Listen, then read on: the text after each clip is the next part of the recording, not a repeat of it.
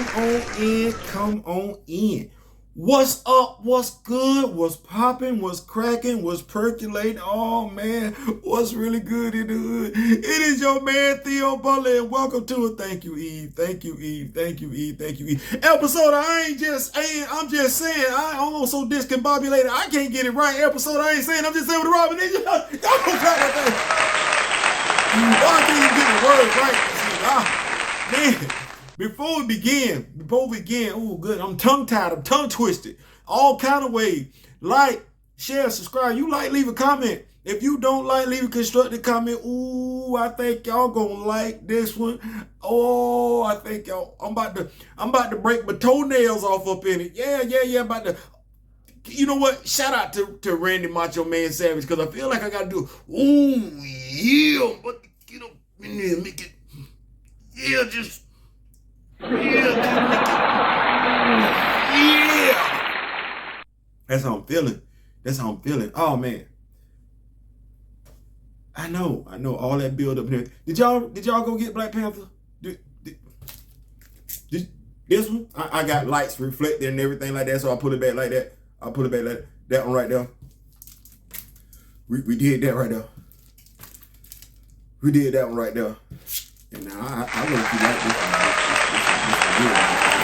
But we did that. Yeah, man, we did it. Eve. I told you I was supporting, right. I come through like a big dog. I ain't just gonna talk about it. I'm gonna be about it. Did I say click, like, share, subscribe? Y'all make sure y'all do all this. Oh man, we gonna spoilers. If you don't want to know, go away now. You don't want to know? Go away now. You still here? Good. We're gonna get on in here and make it do what it do. So, Black Panther by Ewing is finally here. So let me get the formalities on out the way. Let me go ahead and get some stuff out the way. Ewing is the brand new author, writer on Black Panther. She is. Will Moss is still the editor. C.B. Cebulski is still the editor-in-chief. So how much faith should I actually have? Not in Ewing, but her resources, her ability to be able to tell a credible story arc with C.B. Cebulski still in place and Will Moss still in place. I'm like, Theo, what you mean? I kind of look at it like this. It's kind of like a football team that just went 0-15 and we got the same general manager and we got the same owner. We just fired the coach. That's exactly what that's like. I hope y'all that watch football, sports, I hope y'all can appreciate what I just said, but that's exactly like what we just did. Anyway, our story opens up in Burning T'Chaka, a city named after T'Challa's father. Now, I've heard some online references that this is basically Gotham City. Gotham City has never looked this damn good. Gotham City ain't never been this damn organized. Gotham City ain't never been this damn well lit on its best damn night. At night, it ain't never been like this. So I don't know, y'all. Good boy, look, y'all stop there. Don't do that anymore. But anyway, they refer to the citizens of Burning T'Chaka, refer to it as the Biddy. So going forward, I'm gonna be referring to it as the Biddy. You might as well say I'm in Wakanda. You might as well say I'm in Wakanda. So yeah, going forward, I'm gonna refer to it as the Biddy. As T'Challa gazes downward, Eve immediately reminds us of his superhuman abilities as he hears a young man's heartbeat pumping from afar. Some people, we know he possesses that ability. There are those that don't know he possesses that superhuman ability. Even the author that wrote him previously. Anyway, salute my queen. Every time Ewing does something that I feel pays homage to those who have come before her, you're going to hear me say, salute my queen. So salute my queen. While simultaneously questioning his existence, T'Challa gives chase to the young man whose heartbeat he was listening to while he was up there. He gives chase to the young man, now who's a would-be purse snatcher. From high above, the young man, T'Challa, pursues him until we see the young man headed right into T'Challa. Like, you ain't... Anyway. 1 minute later. Yeah, about a minute later. Well, presumably a few minutes later, we see the young man lying asleep on the ground. The bag he snatched up, laying at his feet. His friends that are coming to his aid to retrieve the bag and turn their attention skyward. They're coming to get the bag, but as they get in the bag, they look up and they see the Black Panther ascending upwards. Like, damn, like. Apparently, this was all a test of some sort called the chase. Names are not mentioned, as the young man who was caught by T'Challa complains about having to wait another 2 years before he can earn his Mtepe. I'm hoping I pronounced that right. Mtepe, which is a boat associated with Swahili people. Yeah, y'all go ahead and check that out and everything like that. One of the others who saw T'Challa urges the young man to tell the truth as to why he failed the chase, that it was due to the Black Panther. The older man mocks them. The older man that they talking to, he mocks them for even believing that T'Challa would show himself in such a sad sack of a city named after his father. I'm going to say this one more time. Because like I said, I didn't heard people refer to this. Oh, that's Gotham City. That's not Gotham City. That's not Bloodhaven. That's not Hell's Kitchen. That's not Harlem. That's not Compton. That's not Watts. That's not Chirac. That's not Dade County. That's not the ATL. That's not Memphis. That's not Houston. That's none of that. Because none of them cities look like that. None of them cities look like that. No. This is Afrofuturism. Yeah, y'all, no. Don't ever tell that lie again. Shout out to the author and everything like that. You did an outstanding job. As a matter of fact, I'm going to go ahead and pull out this book because I think your name deserved to be spoken on and everything like that. I got the lights on in here. Y'all going to have to bear me something because I'm trying to see his name in all this darkness because I don't want to spoil my Chris Allen and Chris Young inkers. Jesus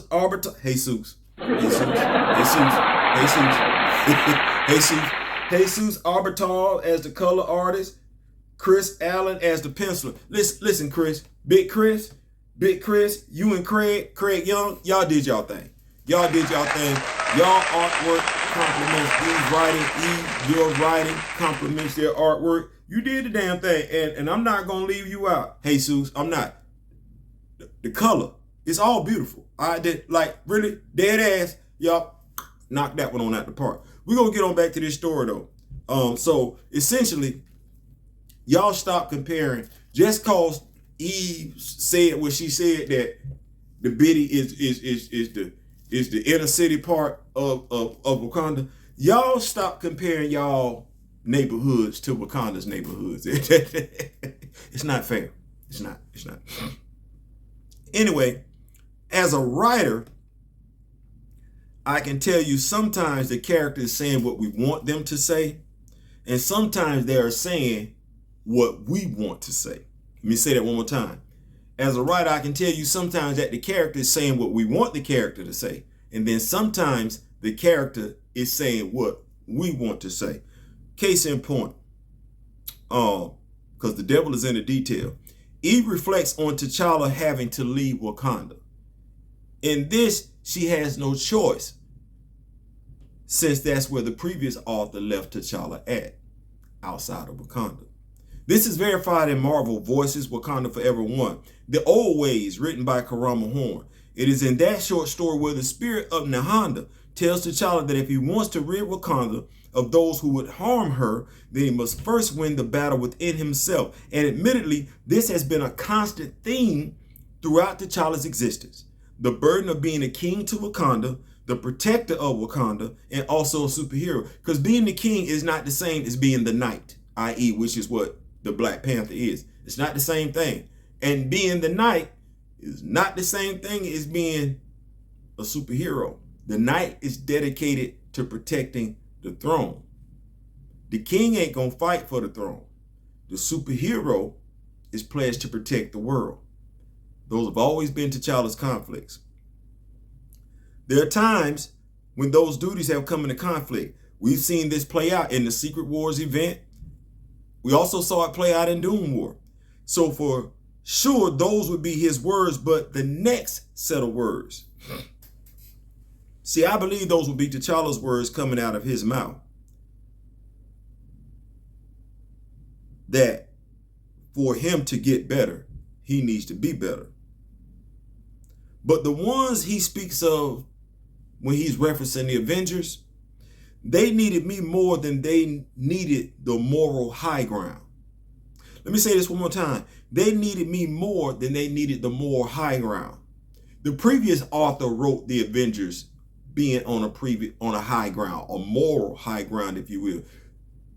To be perfectly honest with you, the previous author wrote T'Challa being at the bottom while everybody sat down, was stood up, floated in the air, and turned their noses downward, looked down their noses at T'Challa, pointed down, and accused him of all sorts of things. I believe this is Eve saying, I ain't got nothing to do with that. I'm going to write T'Challa the way he is supposed to be written. I'm going to take T'Challa to the heights that he's supposed to be taken on. I'm going to do my damnedest to give you the stories that you deserve for T'Challa.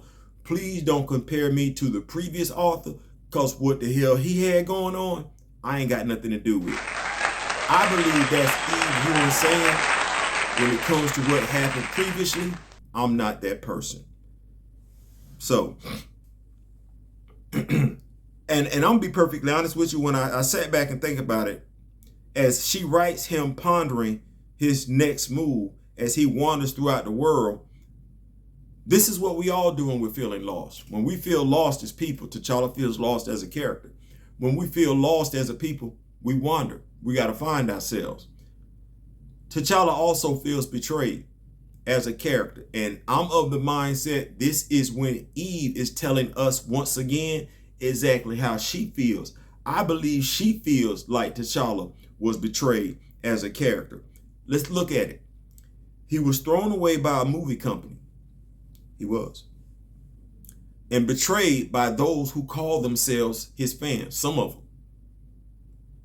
This is one of those times, like I said, I feel like Eve is speaking not only for what she wants to get across to everybody, but if T'Challa could speak for himself, this is what he would be saying. Because quite a few, the studio included, the actors who were in a movie that had his name on it twice turned their backs on him.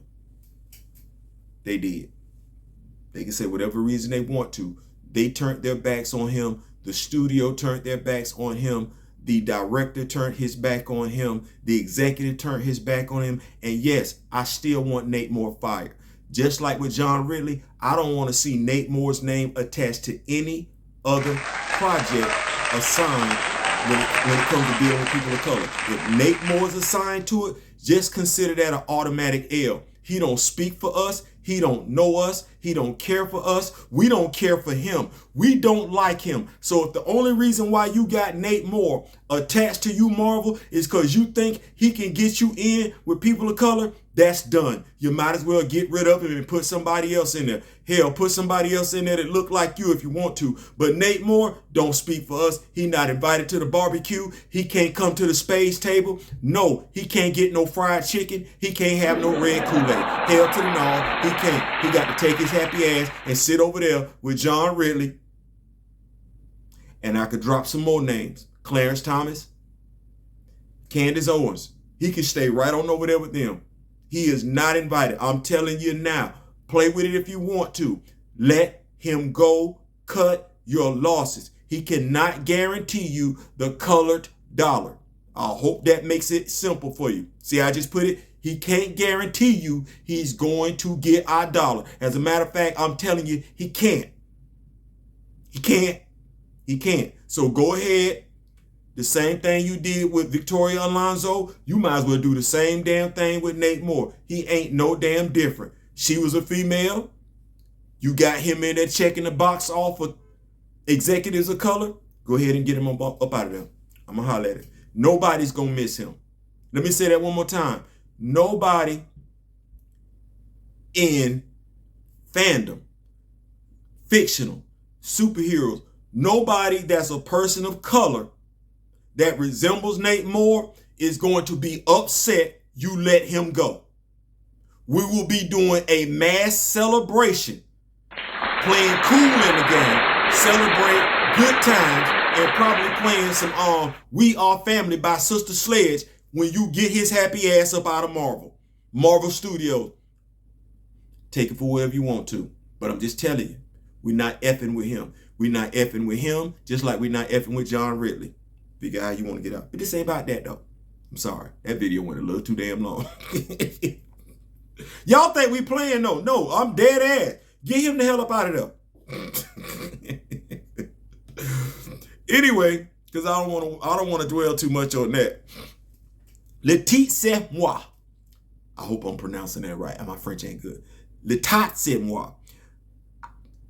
It translates to I myself am the nation. That's what it translates to. Listen, I've been busy looking stuff up and everything like that. And I know some of us felt some type of way about what John Ridley was doing in regards to quoting people. I'm going to give this a pass in regards to her putting this quote, because even using the language that I use, there are quotes. Sometimes, because they are as popular as they are, I use those quotes in the foreign language in which I learned them. So I'm not going to knock her on that one. I'm not going to ding for that one. Let's see here. He goes on to say, or she goes on to write, the nation was the king and the king was the panther, and eventually all three were embodied in this one body. Now, what does that make me? Some people might say you schizophrenic. Multiple personality disorder. Some people would. I ain't saying that, but I can see how some could say that. But some have mentioned, questioned. Wait, hold on. Let me go back. I want to take a pause for the cause for the minute. I want to talk about his new costume. I do. Talk about that new costume. Yeah, Hasbro. Y'all can go ahead, get to work on this costume right now. I'm definitely feeling it. We need the shield that's on his left arm. We need that to be able to come off. Need that to be removable. We need 2 head sculpts. Mask on, mask off. Bearded. We need that because the costume is straight fire. And some have mentioned, questioned his new look costume. First of all, I stopped. Okay. And maybe it's just me because, well, I like costumes. I do. This is not the Hell's Kitchen look.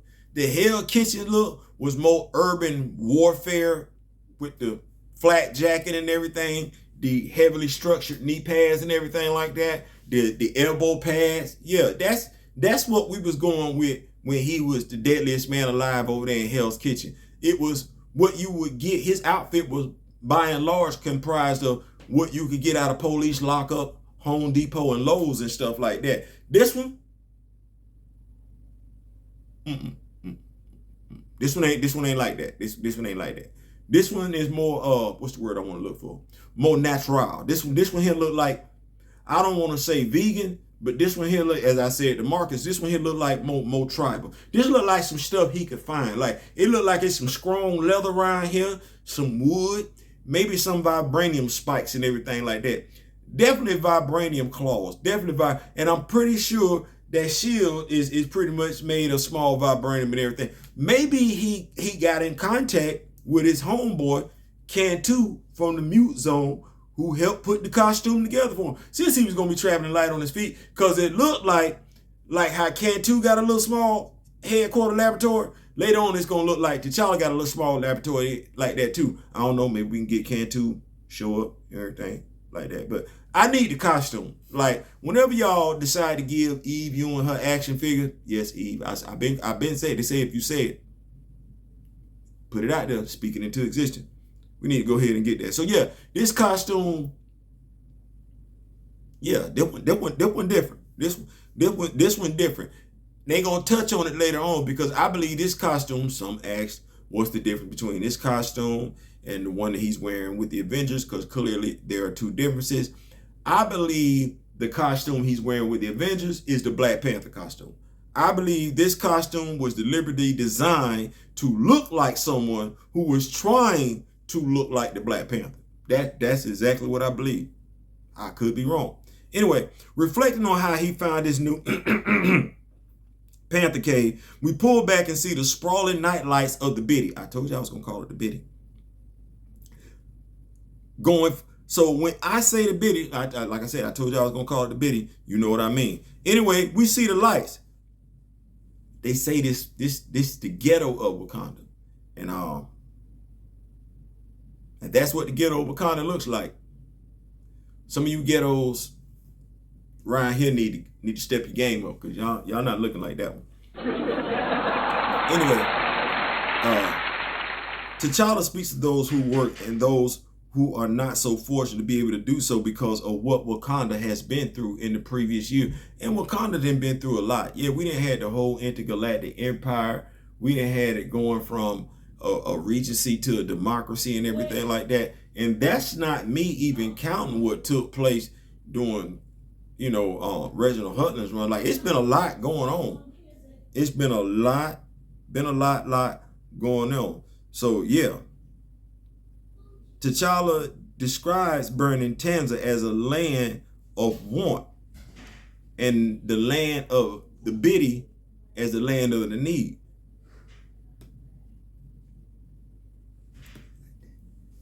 He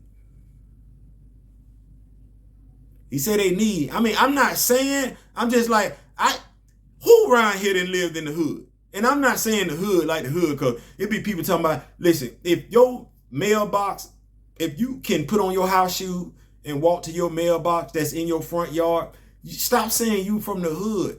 You from the neighborhood. You not from the hood. Stop. I know you wanted to sound tough. No. Your mom and daddy got a job.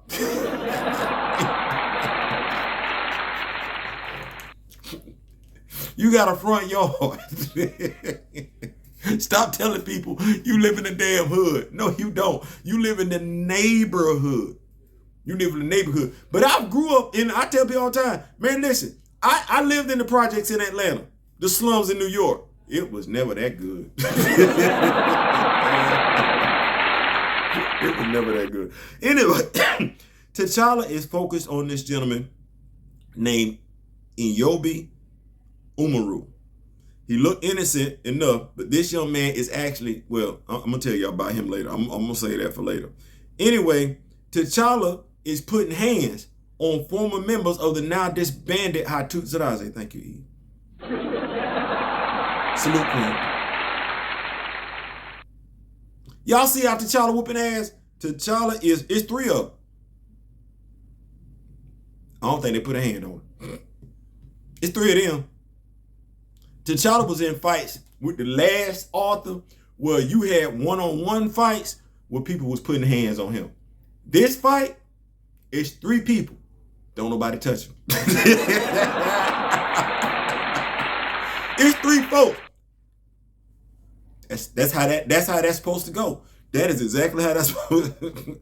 Back to Mr. Amaru, and Niobe Umaru. We find out he's a lawyer as he laments about walking by a debate about whether or not Wakanda is better off with or without a king. A debate that T'Challa watches and hears from above. The impression that is given that although the Biddy is definitely more I told you it is more technologically advanced than any other inner city in the world, it's still the inner city for Wakanda. Just think about that for a second. This is the most technologically advanced nation on the planet. This is its inner city that is supposed to be the slums. This inner city puts quite a few suburban neighborhoods to shame. Put them to shame. Anyway, T'Challa make quick work of the three members of the Hot Tooth. Like, no, I'm gonna snatch one of y'all up, put hands on the rest of y'all. Hey, y'all better let folks know about me. I'm out here in these streets. Yeah. And he literally letting folks know, turning on little light bulbs and everything. And he follows Niobe around and everything like that. He follows us around. Like I said, Niobe is trying to maneuver home from some bad apples, some folks that want to do him harm. But in trying to maneuver around some bad apples, he actually runs up on one of the bad apples who looks like he's got some cybernetic enhancement, and T'Challa whoop his ass like it ain't nothing. Listen here. Those of y'all that like Sam Wilson, y'all might not want to put him in the Black Panther comic book because I already know how that's going to go. Y'all put anybody over here in her book, from what I'm looking at, they going to get their ass whooped. If she feel like they supposed to get their ass whooped, they supposed to take an appropriate ass whooping. Hey, Sam, you going to take an appropriate ass whooping. He didn't beat 3 Hot Tooths to the Isaiah. No problem. Got a dude with cybernetic enhancements over here holding his right shoulder. No problem. And he ain't breathing heavy at all. Salute, Queen. That's how we supposed to do it right there.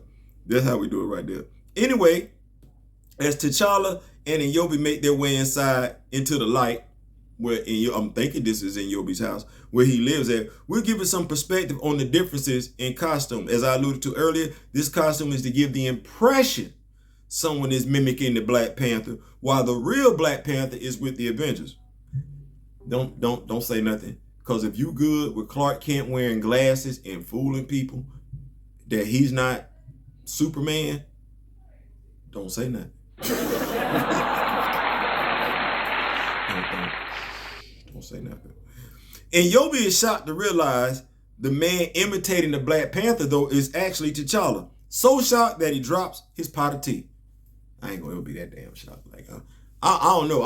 I might get shocked if, like, I'm fixing some coffee and I look up and I see Prince and Michael Jackson standing in front of me, because I know they not supposed to be standing in front of me. That would cause me to drop my cup of coffee. I ain't saying, I'm just saying.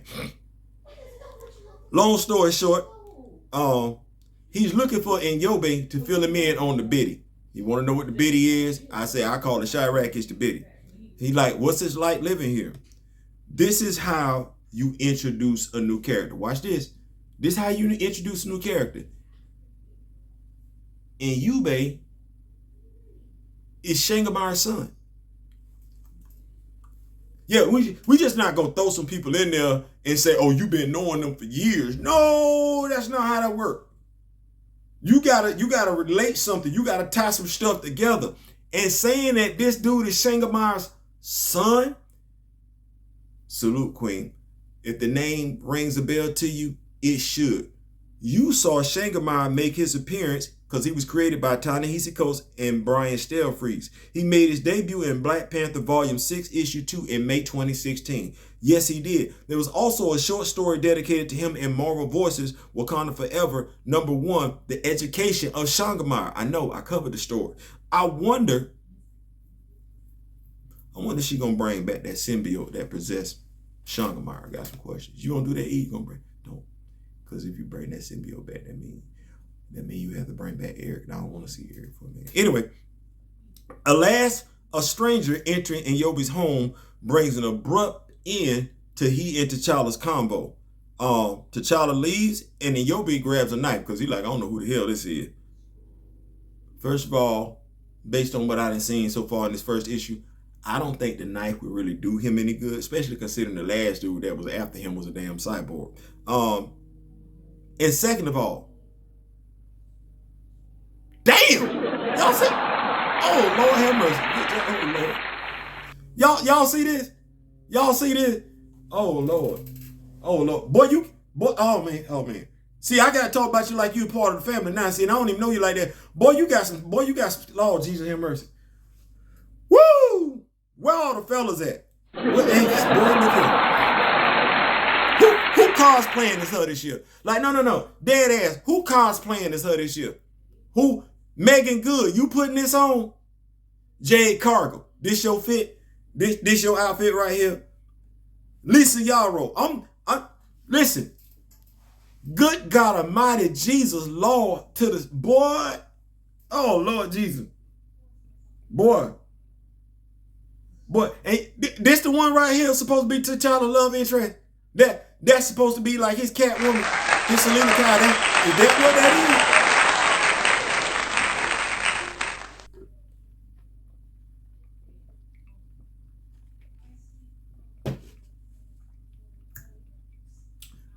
Woo. Hey, look here. I'm going to start a petition up right now. If that's his love interest and Eve going to make that thing work, we need a 3, 4, 5 year run with Eve and T'Challa to go ahead and lay his seed. Eve, seed, Ryan. Seal the deed, Ryan. And go ahead and, because I had no idea. Mr. Smith. Be Steezy. Like, y'all, some of y'all had this book yesterday, and y'all ain't nobody hit me up and say nothing yet, because we all been talking about his love interest. We all been talking about Aurora, but ain't nobody say nothing about this. Y'all should have said something about this him. Y'all could have said something about this him. Right? Y'all could have said something about this him. Y'all could have said something about this him. Anyway, I'm gonna leave it alone because I can keep talking about this forever the damn day. I don't even want to do it. This video already too damn long. Anyway, good Lord Jesus have mercy. She tell Niobe that since it's her fault she broke in while he was still there, she gonna let him live, but he better not tell nobody. Man, I wouldn't be trying to tell nobody either. I'm like, you ain't gotta sneak in next time. You just come on in. Like, you ain't gotta sneak in like that. Like, just come on in. You need me to have some food waiting on you next time? Like, just, and I'm saying this as if I wasn't married. I'm married, but if I wasn't married, I'd be like, no, you can come on in. Like, you ain't got, no, I ain't telling nobody. I'm not telling nobody. Not for the reasons you think I ain't telling, but I'm not telling nobody. Anyway, evidently she and T'Challa go different ways, because evidently he went one way and she went the other. We don't see them cross paths. What we do see is this, though.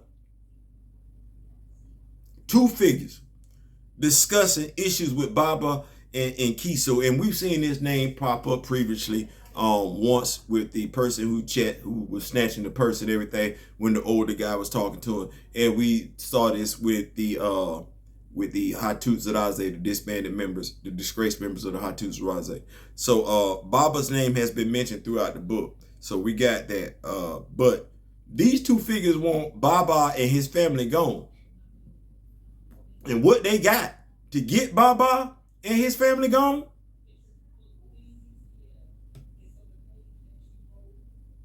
That's a death lock.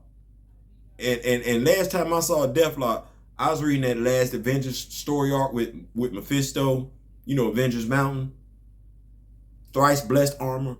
Hey, speaking of thrice blessed armor, Hasbro, now that we got a new Black Panther costume, that's a new Black Panther character, and we still need that thrice blessed armor. Thank you. That's 3 action figures right there. Don't play with me. That's 3. That's 3. I'm going to get this damn way together. Eve keep making it do what it do. I'm going to make sure we put these names down for the action figures for the wave. I'm going to make sure you get all the props you're supposed to, and the people that's Craig and y'all, all y'all. I ain't saying, I'm just saying. Oh, before I go, click, like, share, subscribe. Tell me what you think about Eve Ewing's Black Panther 1. Yes, I got 4 copies. They will be going up on the wall. I ain't saying, I'm just saying. Peace.